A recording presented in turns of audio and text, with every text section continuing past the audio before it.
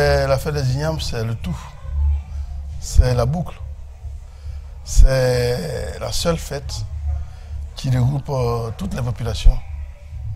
Parce que d'abord, elle se situe à une période de l'année où, après les travaux champêtres, les populations ayant cueilli les fèves de café, de cacao, surtout de cacao, ont donc les moyens financiers de se réjouir. Et à cette occasion, il y a aussi abondance au plan alimentaire, au plan de la banane, au plan des ignames, à telle enseigne que c'est la fête la plus réussie au niveau du canton Ayoua. Le nom Ara même, c'est simple déformation du colonisateur et peut-être une mauvaise prononciation du premier qu'on a interviewé. Ara vient du terme Ahawa. Ahawa, Ara est une ville. Quand on y vient, on y reste. Vous êtes venu, vous restez.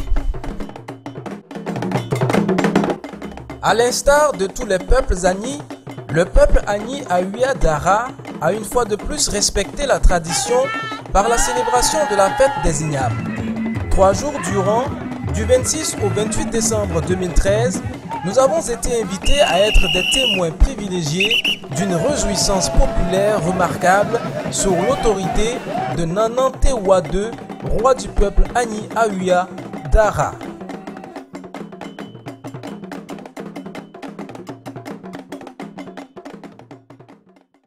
Les Agni venant du Ghana, à l'issue d'une guerre, ils sont arrivés quelque part. Ils sont restés dans une forêt. Et puis, je dirais, Dieu aidant, ils ont trouvé un tubercule. Et ce tubercule-là a permis à ces gens-là de survivre. Et le premier main qui avait pris avait peur de manger. Et quand il a mangé, il a survécu. Ils ont su que c'était succulent et que ça pouvait leur permettre de tenir la vie. Et comme ça a permis à ces gens-là de vivre et de tenir afin d'arriver ici, sur ce site-là, bon, c'est leur bienfaiteur.